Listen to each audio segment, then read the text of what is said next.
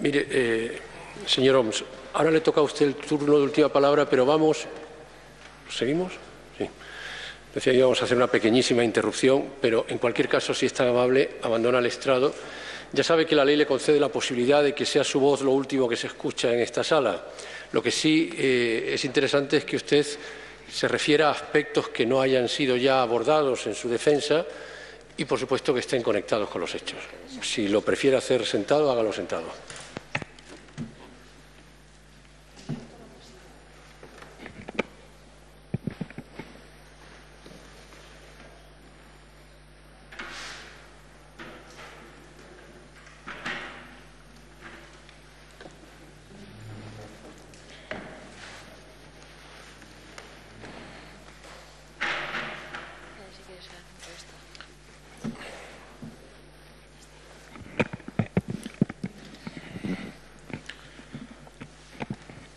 Gracias, señor presidente. Voy a ser breve, como no podría ser de otra manera, y sí voy a hacer uso de ese turno de palabra que en derecho se me concede, ¿no?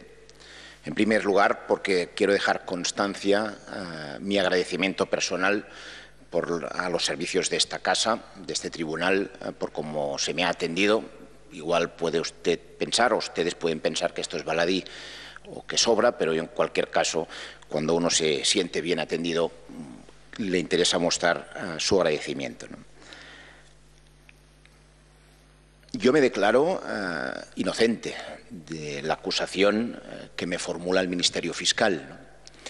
Y los motivos por los cuales me declaro inocente son los que ha suscrito, como no podría ser de otra manera, mi defensa, a quien además quiero agradecer enfáticamente el trabajo realizado y la forma como se ha realizado, porque para mí además ha sido una fuente de aprendizaje, lo digo de esta manera y con toda cordialidad, y usted me permite que haga esta particular referencia, ¿no?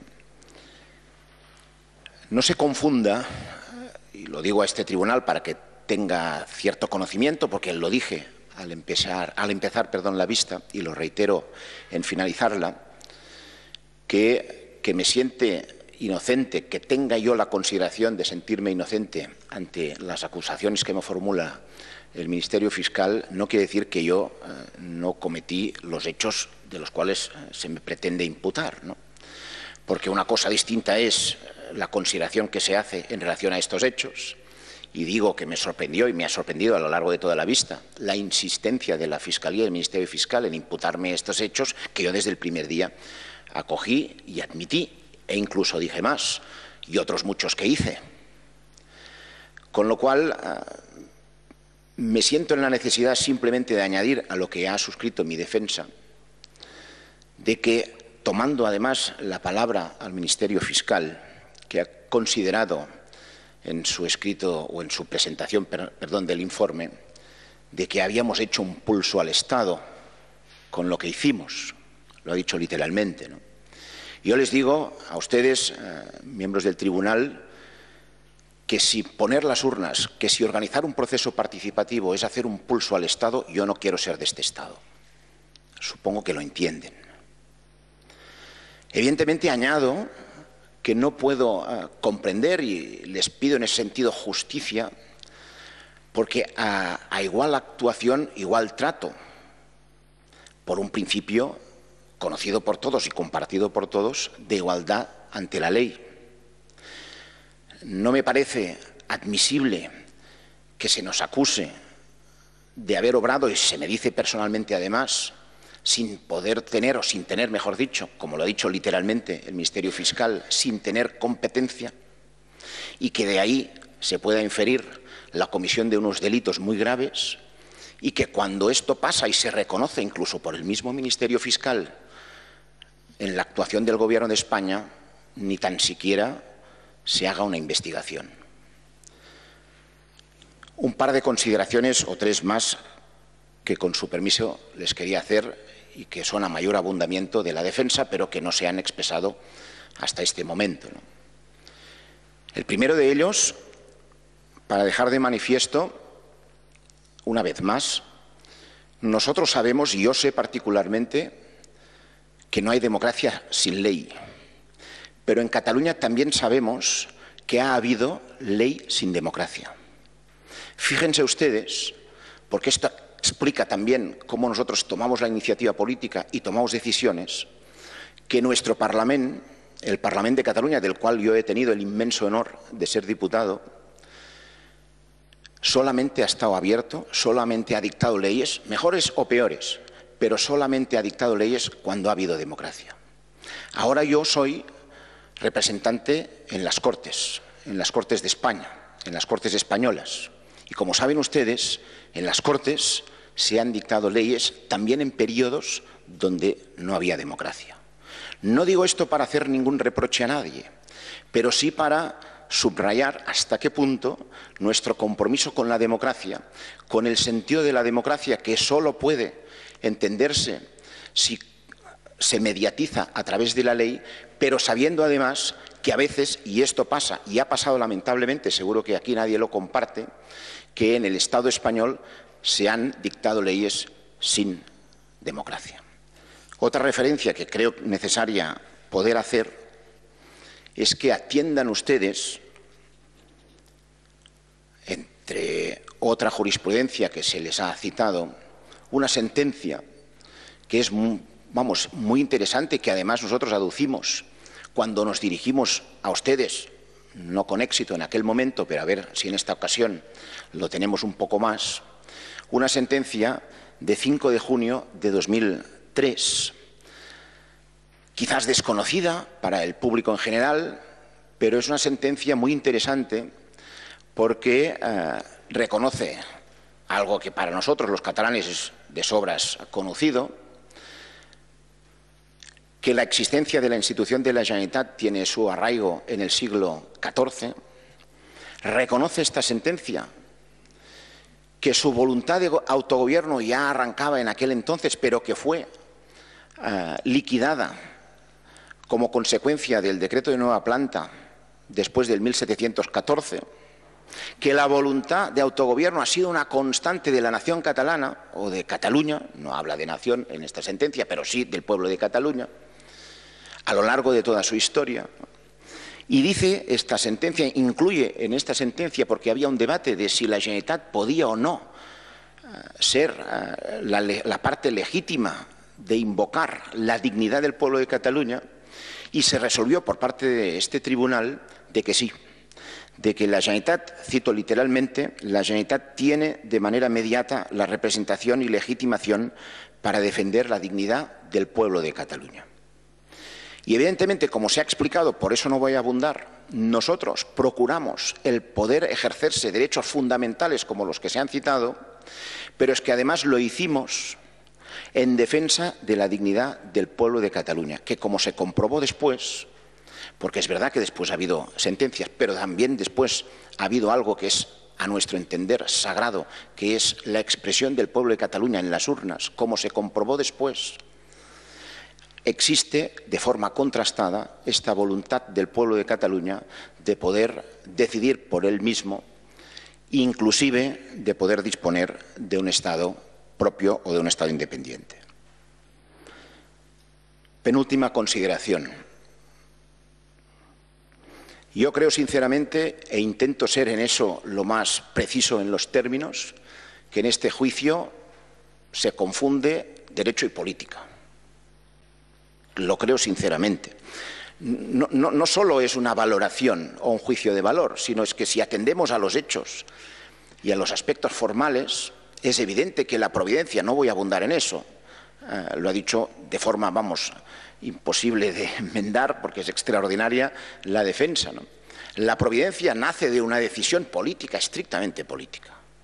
De hecho, además, la invocación del artículo 161 es discrecional del Gobierno de España. Podía haber presentado el recurso y no alegar al artículo 161.2, sin más explicación. Con lo cual es evidente que aquí, en este juicio, se confunde derecho y política. Cuando digo se confunde, se mezcla derecho y política, ¿no? Se mezcla también porque no hay un proceso judicial en atención a si se ha obedecido o no se ha obedecido una sentencia del Tribunal Constitucional por no sé qué otra materia, sino que es por una muy concreta, la de ejercer una competencia relativa a facilitar un proceso de participación que tenía unas consecuencias políticas evidentes y muy notorias. Ustedes, ante esta situación, y no les voy a decir lo que tienen que hacer, vamos, ni me pasaría por la cabeza, simplemente constato, tendrán que obrar solo en forma de derecho, lo cual no deja de ser un reto, porque ante un proceso donde se confunden, se mezcla derecho y política, ustedes solo tienen a su alcance, digo, no es una descripción de lo que tienen que hacer, sino simplemente de lo que de buen seguro harán. Obrarán solo en función de derecho y, además, lo que ustedes decidan genera y generará jurisprudencia, a efectos populares, pues precedente. ¿Y por qué digo esto? Por una razón que creo que es necesario que yo pueda comentar ante este tribunal y ante la responsabilidad altísima que tienen todos ustedes. Nosotros estos últimos años hemos conocido la respuesta política a la voluntad del pueblo de Cataluña de poder decidir su futuro. La respuesta política por parte del Gobierno de España. Y ha sido que no, es una respuesta conocida. Hemos tenido, a lo largo también de estos años, la respuesta constitucional del nivel de autogobierno que decidió en 2006 en un referéndum solo en Cataluña, vinculante, definitivo, para la aprobación del Estatuto de Cataluña, sin el cual la aprobación no se hubiera hecho, no hubiera entrado en vigor. Fíjense, ¿no?, qué equilibrio que dispuso el Constituyente en el año 78, donde la autonomía de Cataluña no se podía imponer, según la Constitución, a las Cortes españolas, pero tampoco las Cortes españolas podían imponer el autogobierno, el nivel de autogobierno, a la autonomía, en ese caso a la catalana. Por cierto, esto además no sirve para todas las autonomías, de hecho sirve solo para unas muy concretas. Este equilibrio que expresó el Constituyente, sin lugar a dudas, lo alteró el Constitucional en su sentencia de junio de 2010. Porque el voto afirmativo, aprobatorio, imprescindible de la población de Cataluña quedó alterado por una sentencia. Y ahí hay un conflicto de legitimidades. Hay una legitimidad democrática imprescindible para la aprobación de aquel estatuto en manos solo y exclusivamente del pueblo de Cataluña, y una legitimidad, digámoslo así, formal. Ahora no la voy a cuestionar, aunque podría hacerlo, pero no es el caso, de la resolución del Constitucional. Y como ha dicho muy bien antes la defensa, de aquellos polvos estos lodos. Y hago esta referencia porque la respuesta política la tenemos, es no. La respuesta constitucional la tenemos, es no. Y ahora parece, y esto ya es un gran error, que vamos a tener una respuesta penal, la que sea. No prejuzgo su sentencia, faltaría más, ¿no? Pero sí va a haber una respuesta penal, porque el pleito está planteado y estamos ante un juicio de orden penal, ¿no? Con lo cual, ante una reivindicación persistente del pueblo de Cataluña, tenemos un no político, un no del Tribunal Constitucional, y ahora tendremos, e insisto, creo que el mero hecho de constatar que ya estamos en un juicio penal es un error inmenso del sistema, del Estado, pero tendremos una respuesta penal. Hago esta referencia a la sentencia del Tribunal Constitucional porque alguien pensó que con aquellas sentencias se cerraba una puerta. Y de hecho lo que ha pasado es que se ha abierto una de más grande. Y digo simplemente a modo de constatación, porque además es lo que hemos conocido hasta estos años, estamos en el 2017 y aquella sentencia fue del 2010, alguien pensó que allí se cerraba un debate estatutario, un debate sobre el autogobierno de Cataluña, y estamos donde estamos. Y hay una consideración muy extensa, y no voy a entrar en detalles, en considerar, valga la redundancia, en que aquella sentencia fue un gran error de Estado.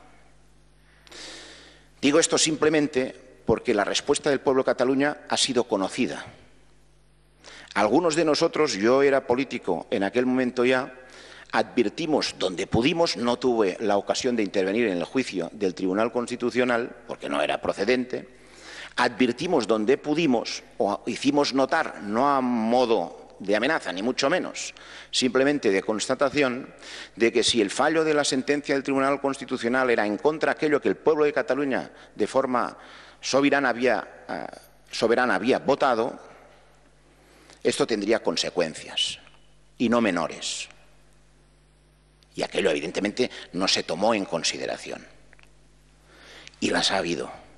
Digo todo esto porque ustedes tienen la inmensa responsabilidad no solo de juzgarme a mí. Yo creo que ahí, situado en términos del contexto histórico que vivimos todos, con nuestros apriorismos, nuestros sentimientos, nuestras ideologías, en el contexto histórico que vivimos todos, yo creo que lo más circunstancial, lo más prescindible es lo que me pase a mí.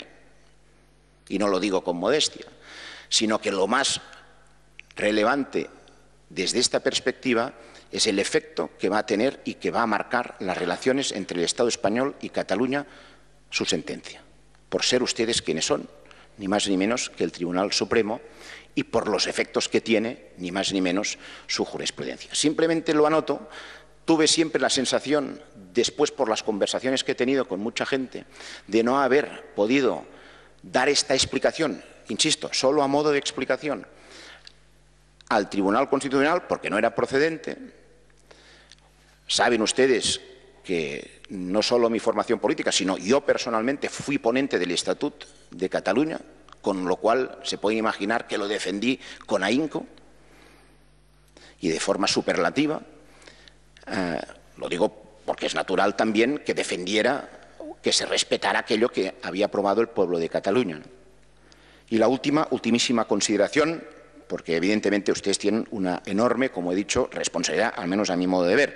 Se puede también tomar la consideración que intenta presentarnos el Ministerio Fiscal de que como si todo este proceso fuera, digamos, al margen de lo que realmente está pasando y de por qué está pasando, porque evidentemente es un poco contradictorio el que se pueda considerar, incluso por el mismo Ministerio Fiscal.